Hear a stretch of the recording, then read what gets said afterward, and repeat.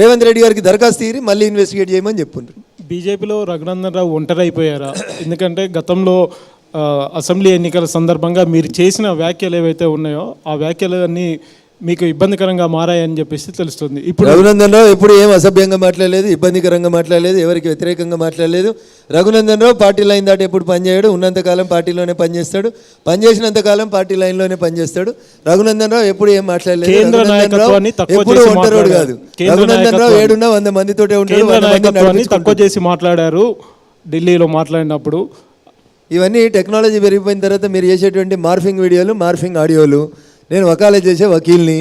అజారుద్దీన్ అనేటువంటి Indian cricket team captain Pakistan captain తోటి మాట్లాడిండని ఆయన మీద కేసు పెట్టి ఆయన మీద బ్యాన్ వేస్తే సుప్రీంకోర్టు చెప్పింది audios and videos cannot be taken as an evidence అని ఈ దేశ సర్వోన్నత న్యాయస్థానం కొట్టి అవతల వారేసింది. అంతకంటే పెద్ద కోర్టు ఏమైనా ఉంటే మీరు నన్ను అడిగి దొలకపోండి అక్కడ ఆర్గ్యుమెంట్ చేస్తా. రఘునందన్ రావు గారు, ఇప్పుడు మెదక్ ప్రజలు మిమ్మల్ని గెలిపించుకోవడం ద్వారా వాళ్ళకి జరిగే ప్రత్యేకమైన మేలు ఏంటంటే వాళ్ళకి ఏం చెప్తారు మీరు? సో రఘునందన్ రావు మెదక్ ఎంపీగా లేకపోయినప్పటికీ కూడా 765D అనేటువంటి నేషనల్ హైవేని బాలానగర్ నుంచి మెదక్ ఇచ్చింది భారత ప్రభుత్వం నరేంద్ర మోడీ గారి నాయకత్వంలో. రఘునందన్ రావు దుబ్బాక నుంచి ఎమ్మెల్యేగా గెలిచిన తర్వాత నితిన్ గడ్కరీ గారిని కలిసి 765DG అనే నేషనల్ హైవేని మెదక్ రామాయంపేట దుబ్బాక మీద నుంచి సిద్దిపేట నుంచి ఎల్కతుర్తి దాకా 1600 కోట్ల రూపాయలతోటి గౌరవ ప్రధానమంత్రి నరేంద్ర మోడీ గారి చేతుల మీద దాన్ని ప్రారంభోత్సవం చేసినాడు. అధికారంలో ఉండేటువంటి పార్టీకి అవకాశం ఇస్తే ఇంకా కొన్ని నిధులను ఎక్కువ తీసుకొని వచ్చి నియోజకవర్గాన్ని అభివృద్ధి చేయడానికి ఉపయోగపడతాడు. 3 సంవత్సరాలు రఘునందన్ రావు దుబ్బాక ఎమ్మెల్యేగా ఉంటే అంగన్వాడీల గురించి మాట్లాడిండు, ఆశా వర్కర్ల గురించి మాట్లాడిండు, స్కూల్లో పనిచేసే స్కావెంజర్లు 3500లకు పనిచేసే స్కావెంజర్ల ఉద్యోగం తీసేస్తే వాళ్ళ కోసం మాట్లాడిండు, విఆర్ఓల గురించి మాట్లాడిండు, విఆర్ఏల గురించి మాట్లాడిండు, హోంగార్డుల గురించి మాట్లాడిండు. ఎవరైతే అసెంబ్లీకి వచ్చి మాట్లాడలేరో వాయిస్లెస్గా నిలబడ్డాడు. ఆఖరికి వరంగల్కి పోయి జర్నలిస్టులకి డబుల్ బెడ్రూమ్ కాదు 3 బెడ్రూమ్లు కట్టిస్తా అని మాట తప్పిన కేసీఆర్ని కూడా అసెంబ్లీలో అడిగిండు. అంతేందుకు అసెంబ్లీలో అడుగుపెట్టిన మొట్టమొదటి రోజే నేను అడిగిన మాట జయ జయ హే తెలంగాణ జననీ జయ కేతనం, ఎందుకు ఈ రాష్ట్ర గీతం కాలేదు కేసీఆర్ గారు అని అడిగిండు Raghunandan. Raghunandan is the voice of voiceless.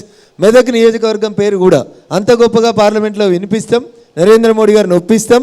భారత ప్రభుత్వం భాగస్వామ్యంతో మెదక్ పార్లమెంట్ నియోజకవర్గాన్ని ఉన్నత శిఖరాలకు తీసుకెందుకు ప్రయత్నం చేస్తాం.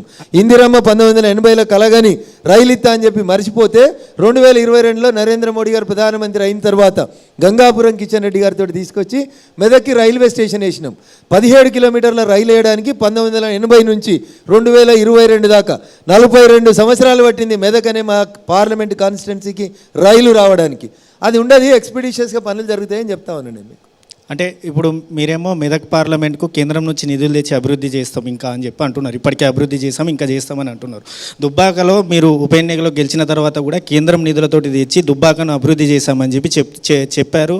ఆ తర్వాత గెలిచిన తర్వాత మామూలుగా అంతటా కేంద్ర నిధులు ఎట్లొచ్చినాయో అదేవిధంగా దుబ్బాకలో వచ్చింది, కానీ మీరు ప్రత్యేకంగా కేంద్రం నుంచి తెచ్చి దుబ్బాకను అభివృద్ధి చేశారా? ఒక పుస్తకం వేసినాను, అందుకనే 30 పేజీల పుస్తకం వేసినాను. 3 సంవత్సరాల దుబ్బాక ఎమ్మెల్యేగా రఘునందన్ రావు ఏ ఊరికి ఏమేసిండు అనేది మంచిగా ఒక పుస్తకం తయారు చేసి దుబ్బాకలో నా నియోజకవర్గంలో ఉన్న ప్రతి ఇంటికి ఇది మీరు అడుగుతారని నాకు ఎందుకో డౌట్ వచ్చి ఒక అర్జెంటుగా నెట్లోంచి డౌన్లోడ్ చేసి తీసుకొచ్చుకున్నాను నేను. ఇది కలర్ పుస్తకం వేసి ఏ ఊర్లో బస్ స్టాండ్ కట్టినాం,